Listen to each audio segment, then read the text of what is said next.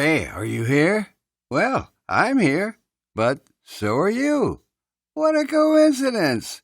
Welcome to the Paul Leslie Hour. We got something good for you today, recorded during Paul's recent trip to Nashville. It's an in-person interview with legendary producer and songwriter Allen Reynolds. Reynolds produced the first albums in the careers of Don Williams, Crystal Gayle, Garth Brooks, and he's also an inductee into the Nashville Songwriters Hall of Fame. The songs of Allen Reynolds have been recorded by Waylon Jennings, Johnny Cash, Emmylou Harris, and Jerry Lee Lewis, just to name but a few. And we want to thank you all for tuning in, but also all of you who support independent media. If you would, just visit thepaulleslie.com/support and give to yourself and others the gift of stories. You make this show possible. Thanks. Hey, what do you say we get this episode started with Allen Reynolds? Let's listen together. Well, it's September 30th, 2023. I'm here at the home of Allen Reynolds. Thank you so much for having me over here. You bet. When I think back about all the interviews that I've done over the years, and it's getting to be close to 20 now, there's one that I go back to again and again and again. And that's the interview that we did. Really? Yes, indeed. And that was an audio only. Anybody out there is welcome to go listen to it. But this time we're in living color. Allen Reynolds, is there anything about your life that has surprised you? A good deal of it, really. I mean, just where I ended up in the music business. It was just, hello, George. This is George. Yeah. It was just something that kind of evolved. Okay. He's a very friendly cat. Yeah, he's a good guy. Now, you come originally from North Little Rock, Arkansas. Outside of it, yeah. I was actually born not in a hospital, but out in a community called Sylvan Hills, outside of North Little Rock. Have you been back recently or any time? No, it's been a long time. Been a long since time? I was there. I don't have relatives there anymore. No? So there's really nothing to call me back. I would probably find it greatly changed and probably fully developed by now. If you could paint a picture with words, what would you say that little town was like? It was great. It was very rural. It wasn't even a town. It was just a community. And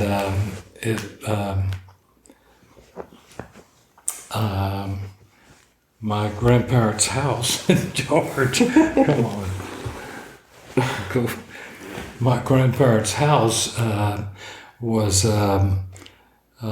just a small 4-room house with a screened porch and a big long, several acres lot. And one of my big memories is that we played croquet out in this big lot next to the house. And my grandparents had bantam hens and a rooster that lived outside and a dog named Pal, a big old yellow lab named Pal. And it was just totally peaceful. I mean, it was so long ago that you rarely ever even saw an airplane pass overhead.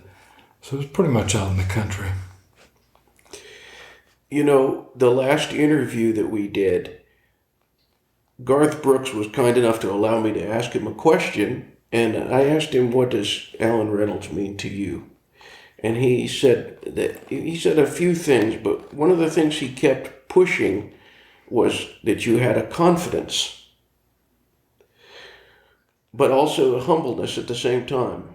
And I'm kind of in agreement that when someone has confidence but they remain humble, you're working with two those are two good mindsets or ways of being to go with. Where does your confidence come from? You know, that he would say that. By the time I started working with Garth, I had gone through a lot of my career, and I had gone through, prior to meeting him, a few years prior, I had gone through a pretty unhappy point, low point, where I even thought about selling my recording studio and just going back to being a songwriter. And that was a passage that I made, and I ended up deciding very clearly that I was going to stay on that corner and make the best music I could make, whether anybody wanted it or liked it or not, and that I was secure there on that corner on 16th Avenue, and not long after that I got the chance to start working with Kathy Mattea, and during that process I got the chance to reaffirm the basics of what I believed about making music and making records. And so I told Garth this at some point after we've been working together a while, that I really was never more confident in myself than I was when we started working together, because I had kind of gone through the fire and reaffirmed my values before we ever met. So that's probably why I did feel confident of myself as far as what I was doing by the time we met. And then I've never thought I was all that important, but I just have always been grateful I had the chance to do what I was doing, because it was something I really loved. Yeah. And so that's probably where Garth was getting that from. But not just in music, any type of project, anything you want to undertake, attitude is so important, isn't it? Oh, yeah. Yeah. It's, it's what calls in from the cosmos your fate, really. Yeah. And so, yeah, how you think about things is hugely important. Makes all the difference. Yeah. Nonetheless, there are going to always be, highs and lows, and there's certain songs that you wrote, and I've been listening to a lot of them lately, and listening to all different versions of songs. One, of course, would be "Ready for the Times to Get Better." What's the best way to weather the storm? What's the best way to get through adversity? I'd say just keep plowing, and resolve that somewhere within you mean something and you're worth something, and so is your opinion. I think we're all so many snowflakes. We're all human, but we're unique, each of us. And if you just believe in that and keep doing your best, that'll get you through. Yeah, I think. Was that particular song, inspired by some kind of troublesome time, or? Yeah, I had an inner debate going at that time about a number of things, and but the way the song came about, a friend of mine was going to be out of town and asked me if I would water her plants while she was gone.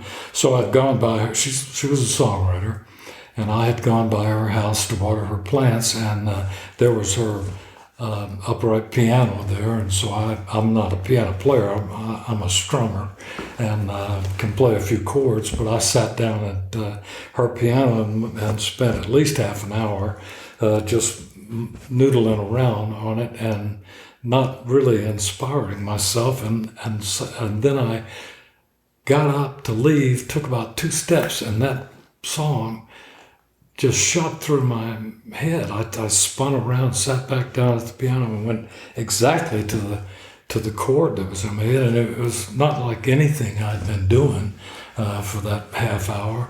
And the verse and chorus came to me pretty quickly. And then I wrote the second verse the next morning. And it did express some of the frustration, I guess, that I was feeling at that time. Just at life. Yeah. I think a lot of people who follow creative pursuits, or they're working on anything, projects, some of them, and maybe this is self-delusion, I don't know, but will say something like, that was a sign. That's a sign that I'm doing the right thing. I should go the right, this was a good move. So it was last week I was listening to the radio. I don't remember. I think this was Sirius XM. And I had never heard this version of 5 O'Clock World. I'd heard the old version from, what were they? The Vogues. The Vogues, yeah. Like I can remember my parents, driving around in that being on. But the Hal Ketchum version of that song came on the radio. I'd never heard that version. Yeah, that's a good version. Very good. Hal, Jim Rooney and I were producing Hal and working on his first album. And he came in wanting to record that, which took me totally by surprise. But he said he had sung it in clubs in Austin when he lived there, and just loved it. And I wasn't sure, but he and Rooney both thought it was a good idea, and so that's when we recorded it. And that song,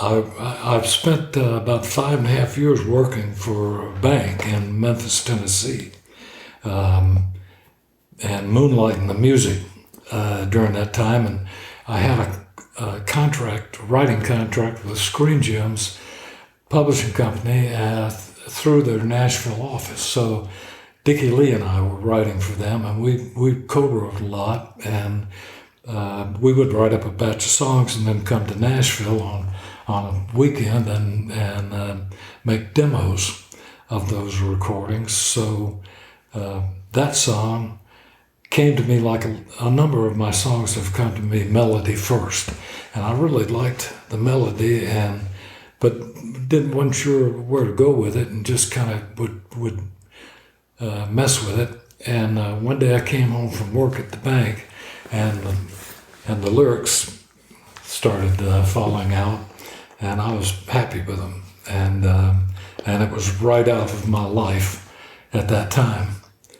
Up every morning just to keep a job, got to fight my way through the hustling mob, sounds of the city pounding in my brain while another day goes down the drain. And so that was right out of my life at that time. I like that song a lot, and when I heard it on the radio, because it kind of struck me, I thought, this is a sign. I'm absolutely going the right direction. I'm supposed to go back and interview Allen the second time. It's a sign.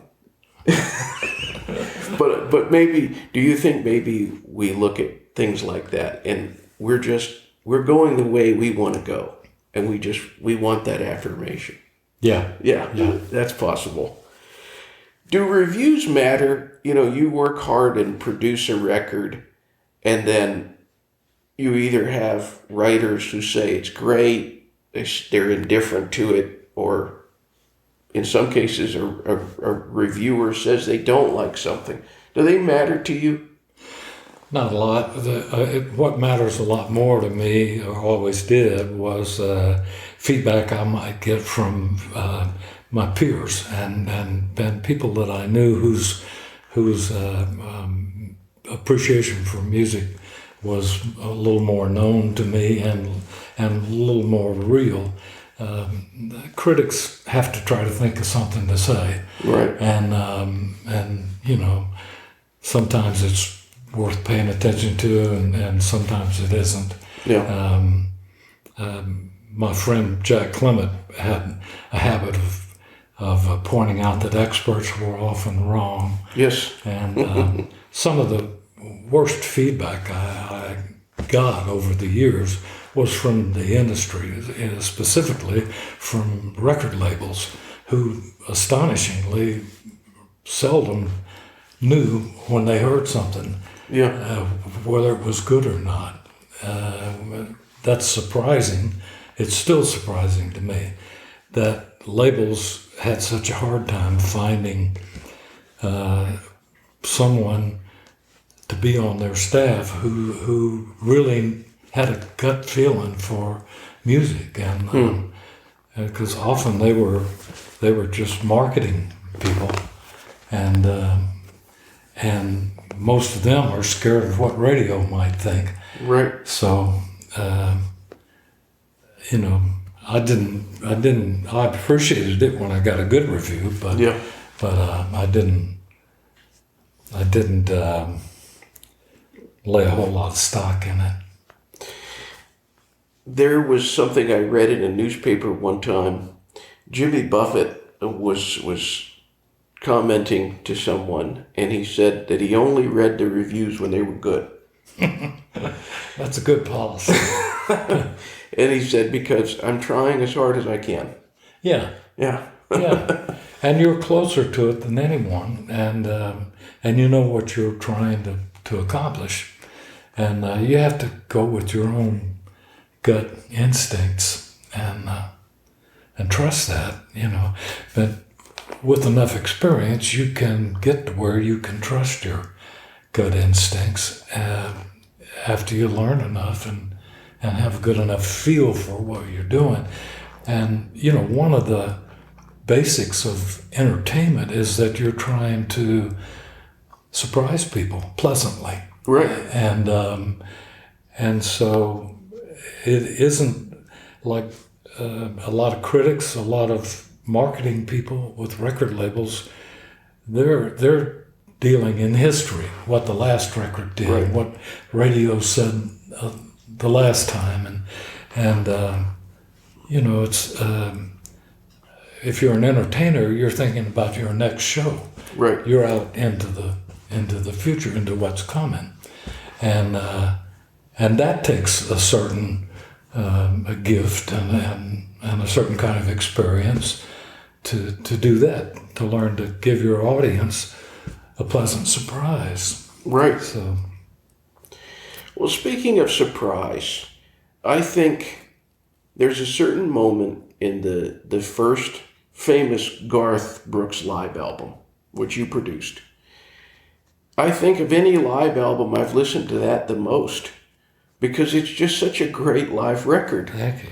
But there's this surprising moment for Bob Dylan fans when there's the performance of To Make You Feel My Love, Right. which is just one of the all-time great Yeah. songs, in my opinion. What did you think about Garth's approach to that song? Oh, I loved it. It came about because of Don was doing the music for a movie, and it was to be part of the movie, and we went out to Hollywood and met with him, but Garth wanted to record it here, and from the beginning, Garth had his own idea about how he wanted to do it, how he wanted to present that song. And me, I was just blown away with the song, and once again blown away with Bob Dylan and the breadth of his talent. You know, I mean, talk about surprises. And there was another wonderful surprise from the pen of Bob Dylan. Yeah. And if you just played the song for me, I would have never guessed that Bob Dylan wrote it. Yeah. But the approach to that song, that was Garth's reaction to it. Yeah. It was very interesting to me to read not long ago when Bob Dylan was interviewed, and he praised that version, and he praised a few of the versions. He said, I think, the Adele version is wonderful, the Billy Joel version, and the Garth Brooks version. It's a magical song, I think. Oh, yeah. Yeah. Yeah, beautiful. Well, there's one song that you wrote, one of the all-time great American singers sang this, and then another of the all-time great American singers did it too. Someday my ship will sail. Right. And I'm wondering, Johnny Cash recorded that. Right. Emmylou Harris recorded that. Right. Not bad at all. What did you think when you heard these iconic voices? And here they are, they're singing your song. I was blown away because I'm such a fan of both of those artists. And, when an artist you really love and respect does one of your songs, it's the greatest compliment in the world. And but it's beyond a compliment. I mean, it's just, transporting almost to hear someone that you admire like that embrace something that you wrote. So, and Emmylou, I ran into her not terribly long. Actually, at Harlan Howard's house, he was having a party, and I ran into her there and thanked her for cutting it, and she told me that they loved it because they thought it was a gospel album, but she thought this was one of the most ecumenical songs, and that was why she had chosen it. It has a very spiritual, even the melody, it seems hymnal. Yeah. Yeah. Yeah, I've always liked that song. It came from somewhere. It's not one that I calculated. It just kind of came out one night. I had actually smoked a little bit and was at Jack Clement's house with 2 or 3 friends one evening, and suddenly I went off into another room, and that song just kind of came through, and it says something that I think I agree with and like. George is a good pal. He was kind of, I think he was caressing his head on my foot.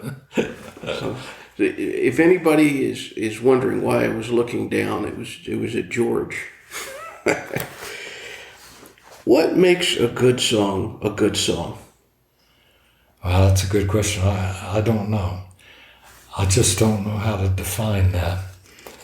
But it's often my experience, and it's the same for a great many of my friends.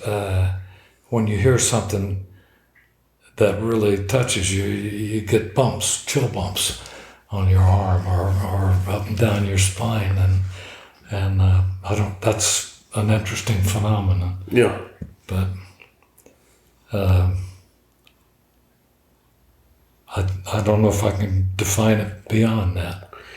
Could you name a song from any of history that you think, now this is an example of an absolutely, undeniably incredible song? Yeah, I would name The Dance for one. Yeah. And I may have told you the story of that one. When Garth and I were first working together, at some point, he mentioned that he had gathered some songs along the way, and I I said, well, I'd be glad to listen through those if you would like for me to. And one day he came in with a box top lid about this size, and it was a mound of cassettes. Yeah. And I took that home and listened, and when I heard the dance, it just stopped me. And happily, I had a copy of the lyric in front of me, and because Tony Arata, the writer, I love his singing, but he's not always the easiest guy to understand. And also, that poem is so economical; it goes by.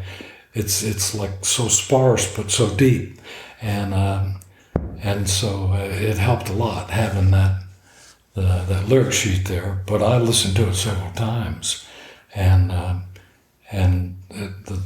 when Garth and I got together next, that was one of the things I wanted to talk to him about. Yeah, and the dance is it is a breathtaking. There's so many things in it. It's got a world within those lyrics. Yeah. Yeah. I always thought that maybe the spirit of Johnny Mercer, because Tony Arata is from Savannah. Right. That Johnny Mercer must have been looking over and nodding. Yeah. Yeah. I'm yeah. sure he approved. Yeah, it's beautiful. It's a beautiful song. Hats off to Tony Arata. Yeah. Now, I wanted to talk about, you produced, I think it must have been like the first 10 or so Crystal Gayle records. Mm-hmm. What did you think when you encountered this singer? Well, I was impressed. She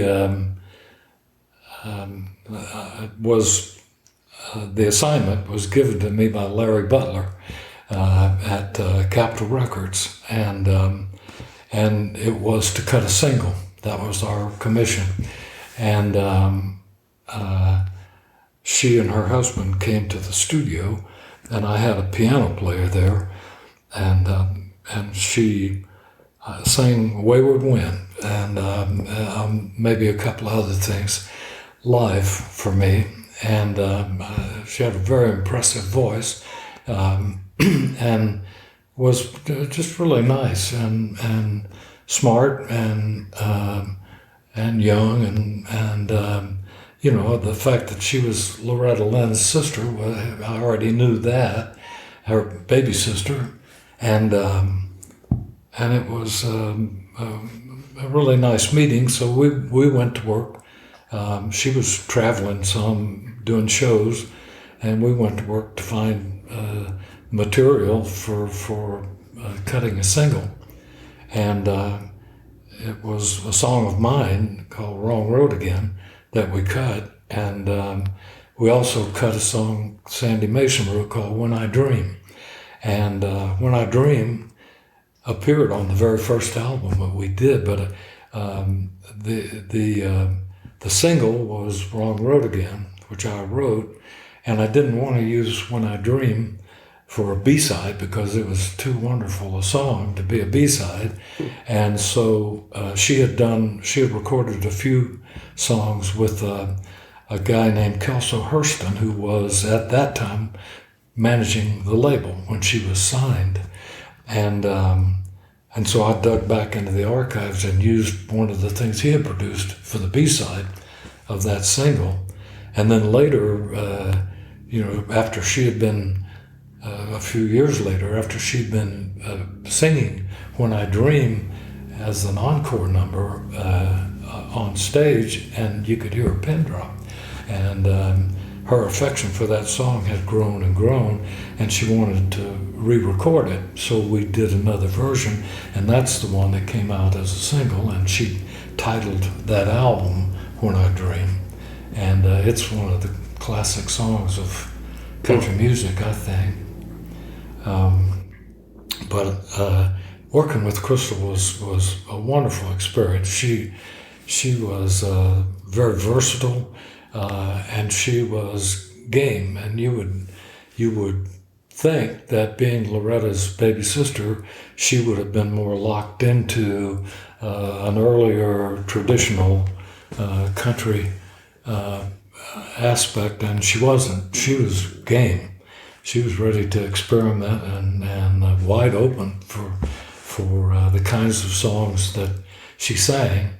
And of course, one of our basic first assignments was to find the real Crystal Gayle as distinguished from her famous older sister Loretta. Yeah. And we had to do that in strong terms in order to overcome the famous older sibling. Right. Because that's often very difficult. So she had to carve her own identity and own path, and that was one of our first challenges from the start. But she was such a great singer and just a sweet person, just fun to work with. So I've seen so many artists in concert. I have not seen Crystal Gayle, but I need to make that happen. yeah, I want to see her live. yeah, Yeah. So great. And you have been the producer, the first producer for, it just occurring to me now, Crystal Gayle, Garth Brooks, Don Williams. You produced the first two. I mean, that's pretty astonishing. it's pretty lucky. Lucky, you say. Yeah, So the Don Williams, you produced Volume 1 and Volume 2. right. And there have been people I know who have said, I don't like country music.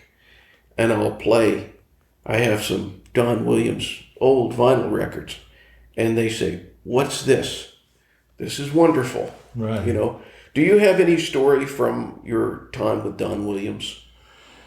Yeah, and to the point you're making there, I've experienced that a number of times with non-country music fans who, just because of their built-in bias, were a little snooty about country music, and I would play them Crystal Gayle or Don Williams, and they would go, "Is that country? I like that." Yeah. I've always thought country music was as good as any music when it's good, and so anyway, I've had that experience. Don Williams, I had met. Jack Clement wanted to start a record label in the early '70s, and he wanted it to be a righteous record label. He wanted. He didn't want just hit records. He wanted a hit sound, and so the first thing I did, he wanted me to run the label for some reason. Anyway, one of the first things I did was ask Bob McDill to make an album for the label. And I went in pursuit of Susan Taylor, who was Don Williams' partner in the Pozo Seco Singers. And I loved her voice. I remember where I was when I first heard the record Time with her singing lead. And I had met the two of them early on in my time in Nashville, and then they split up. Don went to Texas to go into the furniture business with his father-in-law. And while I finally convinced Susan to make an album with me for the label, and because she was pretty jaded by the music industry by this time, and but she finally agreed, and we were at work on her album, and at some point she said, mentioned Don, and said Donnie, as she called him, was pretty unhappy in the furniture business and was wanting to come to town and kind of check things out, and wanted to know if I would have dinner with him when he came. And I said, sure. So very shortly Don came to town. She thought we'd like each other. We had dinner, and we did like each other. And he was talking about coming maybe 6 months later to moving back. And I said, well, when you do, get in touch with me, and we'll see if we can work something out. And so probably within a month, he showed up. He was here with everything he owned in a U-Haul truck and his wife and kids. So that was sooner than I anticipated, but I put him to work in Jack's publishing company, and told him we would record him a little later on. And so he was, working in the publishing company, doing a good job there. And one day he said, "Well, Reynolds, when are we going to record me?" And I said, "Well, I guess right now." And so we started work on his first album. And one of the writers for the publishing company was Bob McDill, Dickie Lee, me, Don Williams, Waylon Holyfield, Jim Rushing. It was quite a gathering of songwriters, Vince Matthews. Anyway, we had a bunch of songs from that group of writers that were being turned down all over town, and we loved them. So we started recording Don's album, and it was like a new sound, and it was very exciting because you talk about having a good gut feeling.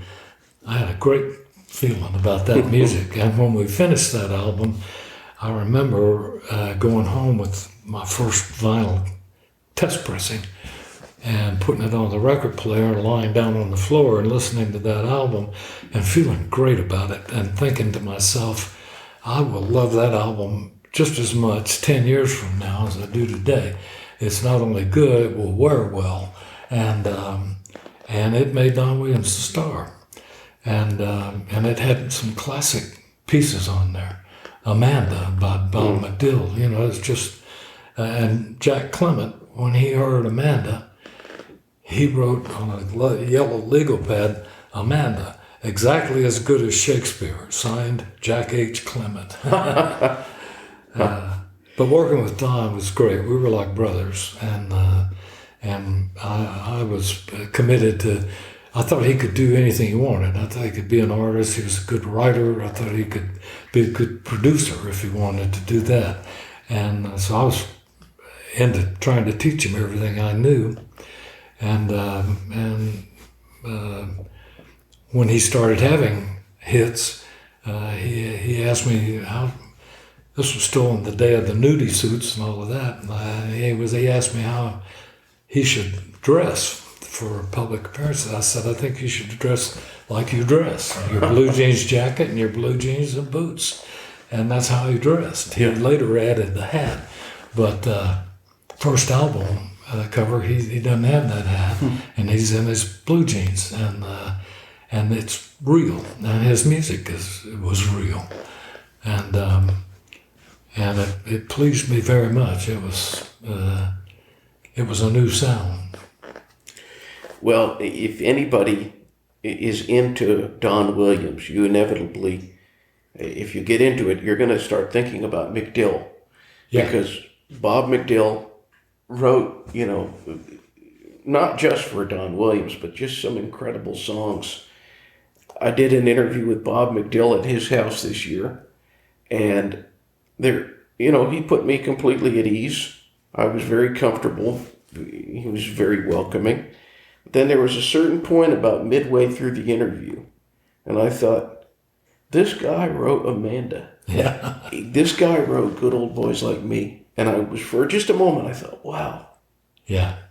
He's getting inducted into the Country Music Hall of Fame, or he was inducted, I should say. What do you have to say about this guy, Bob McDill? He's such an interesting character. Well, I love Bob. I first met him when he was in college in Beaumont, Texas. And we got to know each other a little bit. I took him into the studio that Jack and Bill Hall had and helped him make some voice guitar demos of a few of his songs. And there were some really interesting songs. Yeah. And I've always told people, even Bob's learning pieces were good. And I could still quote you lyrics from one of those songs today, all those years ago.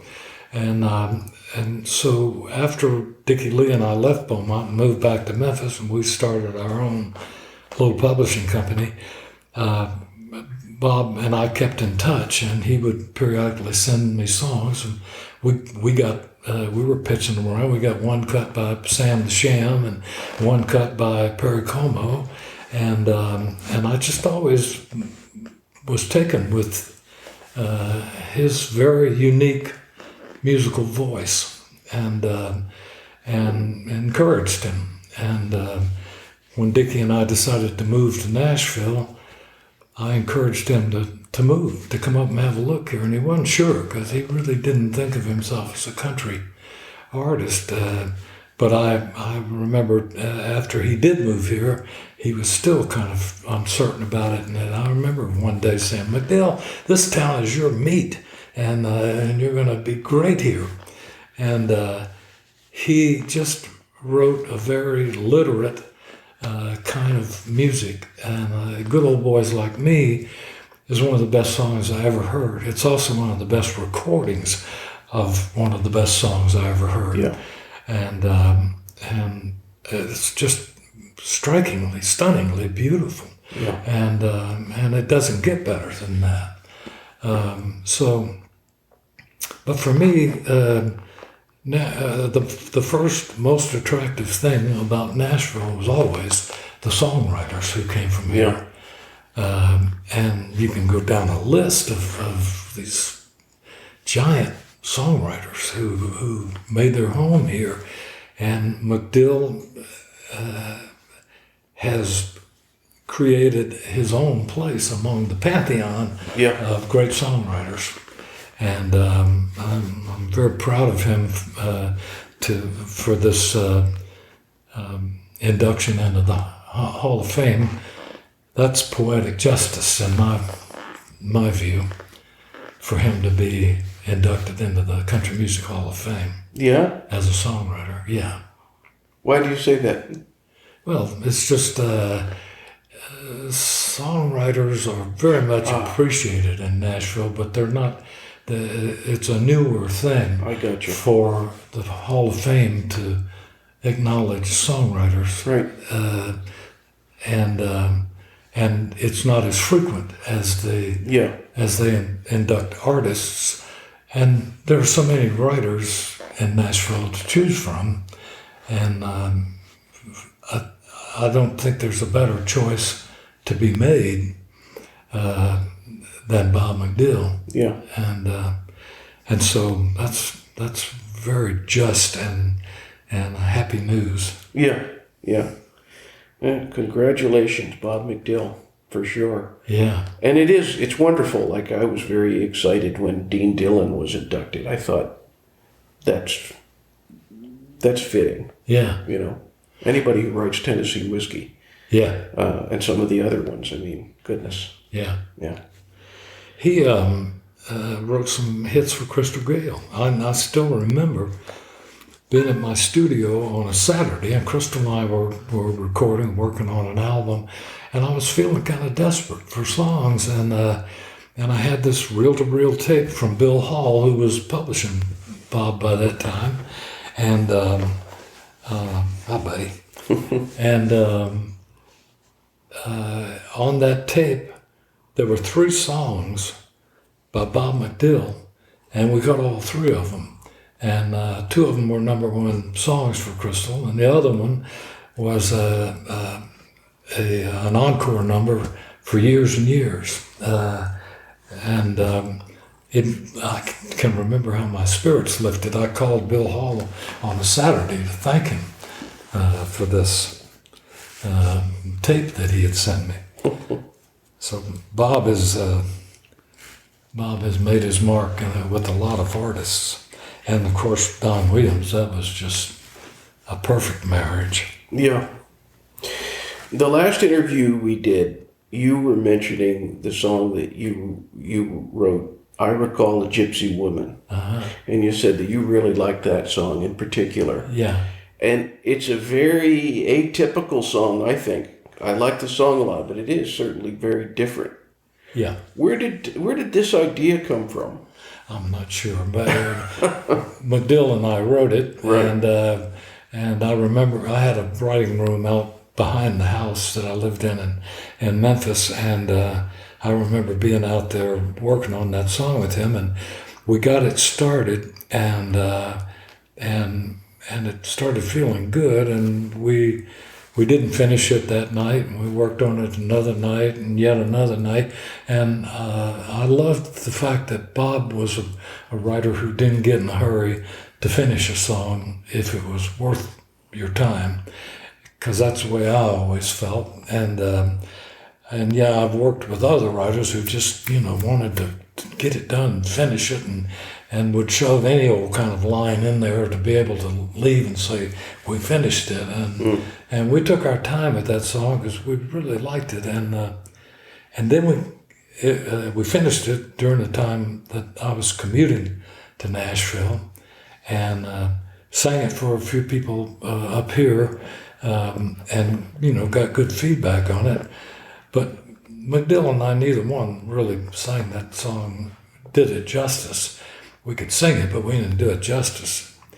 And the magic thing that happened was that one day, Jack Clement, when he was starting the record label, he would reserve one day a week in his recording studio for himself. And he would invite different musicians because he was looking for a studio band that would suit him and would deliver something fresh and not get in a hurry in the studio. Because in that day and time, people were used to getting 4 songs in 3 hours. Right. And it was often too fast.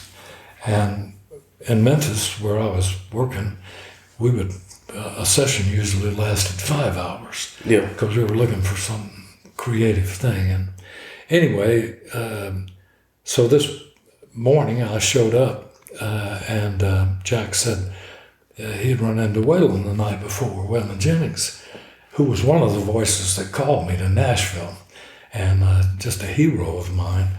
And he said I invited him to come play with us, and he didn't know if he was going to come or not. Well, immediately I was thinking, what song have I got I can show him?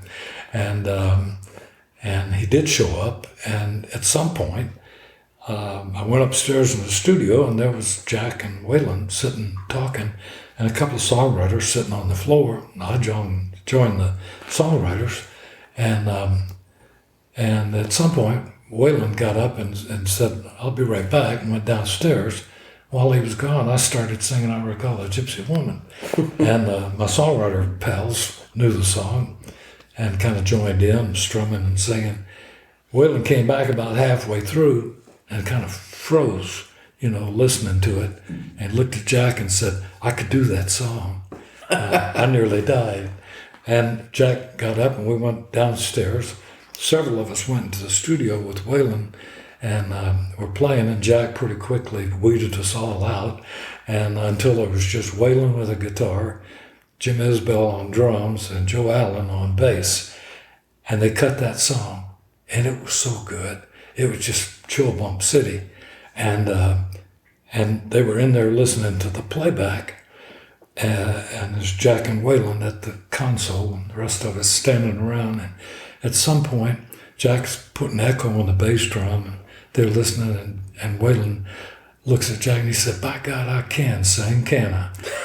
And it just killed me, because at that time, Waylon was getting some pretty funky feedback from certain parts of radio saying he can't even sing, and resisting him. And then Susan Taylor, who was there, said, I could hear some finger cymbals in just a couple of places. And someone said, I got some in the car. So they brought those in, and she put those in real sparse. And then Danny Flowers was there, and he said, I could put a harp on there. Waylon just put his arm around Danny, walked out in the studio, and Danny played this incredible, sparse, haunting harmonica part on that song, and it was done. And Jack, he also cut Good-Hearted Woman that day. And Jack tried to give the tapes to RCA, no strings attached. You can have them. And they said, no, we didn't have a union engineer there. We can't use them. And so Waylon went over to RCA and recut Good-Hearted Woman and put it out as a single. I Recall a Gypsy Woman ended up on the shelf for another year or two until Waylon had won his freedom and he was cutting the Dreamin' My Dreams album. And he was able to take that cut off the shelf and use it. And he added strings to it. And so that cut, that magical cut, finally saw the light of day. But it was, he instantly loved it. And he sang it like he already knew it. And the same thing happened to me while he was doing that album. I was hanging out there and got a chance to sing Dreamin' My Dreams for him. And he turned to Jack Clement at the end of it and said, "That makes me think of my brother." And he immediately cut the song. And again, it was like he already knew it. He didn't have to learn it. I just wrote the lyric out and he sang it.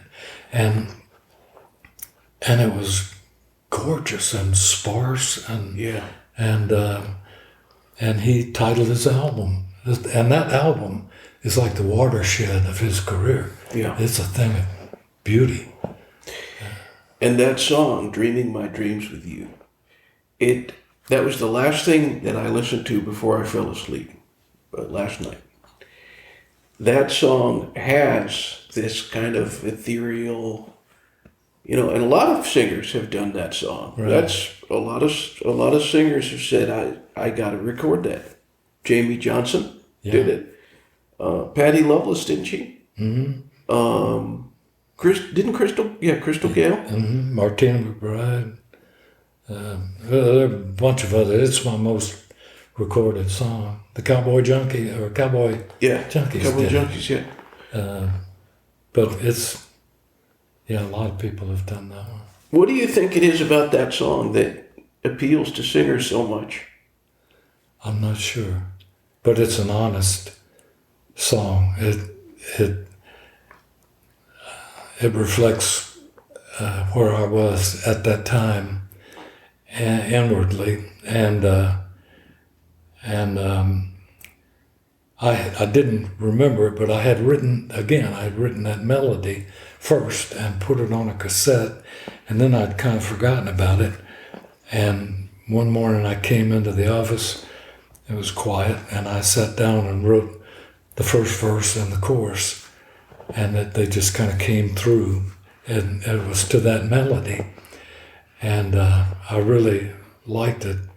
And about a month later, I decided I needed to get out of town to clear my head, because I was just at one of those points, and I drove to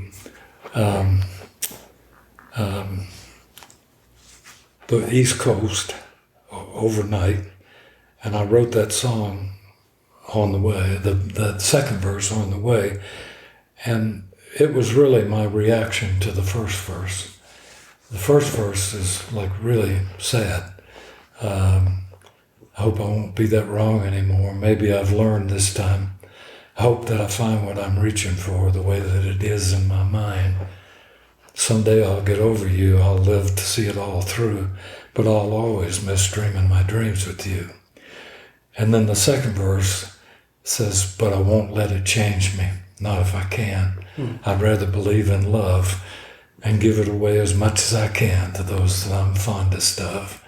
And that was it. And I don't know, Marianne Faithfull recorded it and had a #1 hit in England and Ireland with it. It's traveled a lot. And I regard it as a gift. Wow. Yeah.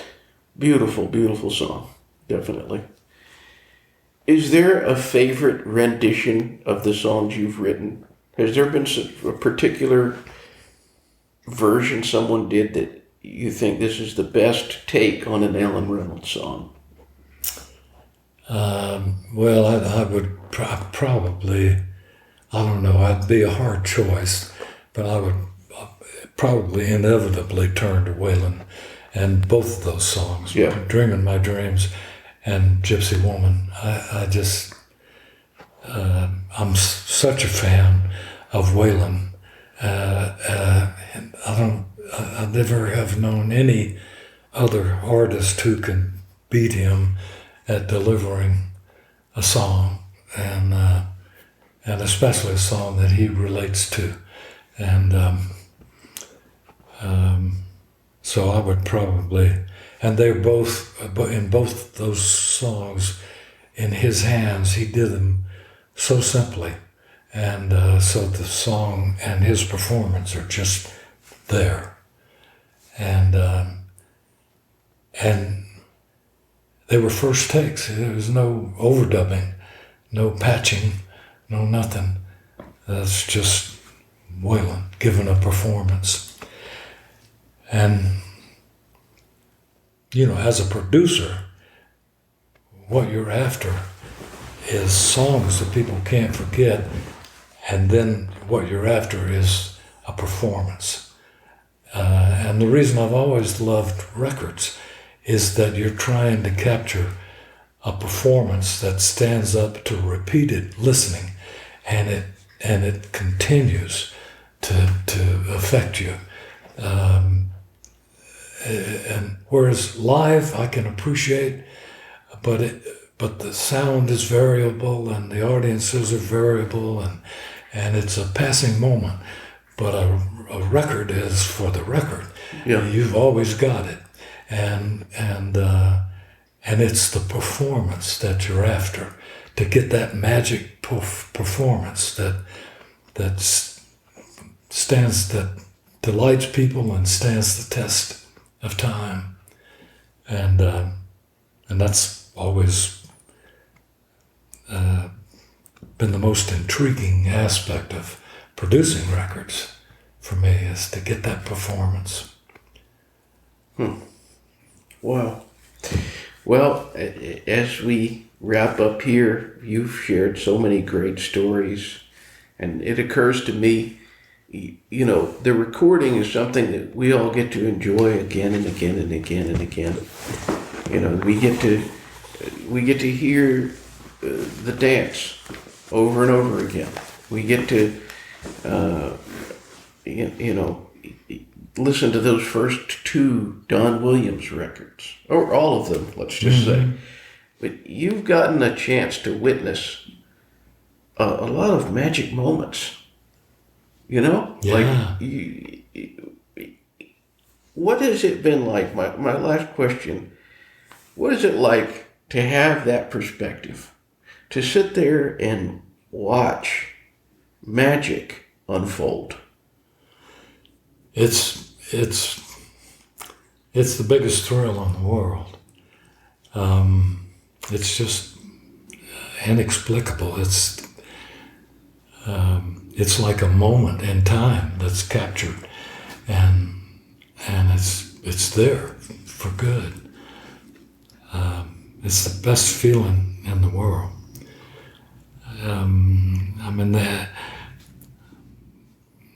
With Crystal Gayle, when she sang down and made my brown eyes blue, it was just perfect.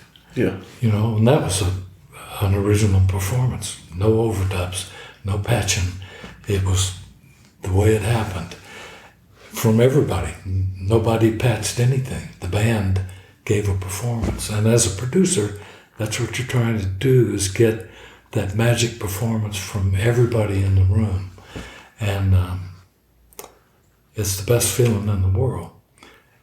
And as a producer, I always tried to keep the technology as far out of the way as possible, so that no one was thinking about that. They were just wrapped up in the performance of the song in question. And when you get that performance, it's goosebumps. It's the prize of prizes. Well put. Would you like to say anything to all those folks out there in closing? No, except thank you for loving music, and thank you for supporting it. I think it's an important part of the human offerings to life. Yeah. Thank you so much. Pleasure. What a pleasure. Hope you don't have to do a lot of editing. Oh no. Oh no. We thank you and appreciate you dropping in for the Paul Leslie Hour today. You know, you can help the Paul Leslie Hour in our mission to provide independent media content like this by visiting www.thepaulleslie.com/support. We truly thank you.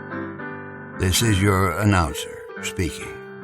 Performance of The Entertainer intro song and Corina Corina outro song, courtesy of John Primorano. Well, that's it for today. So until next time, be safe and be good.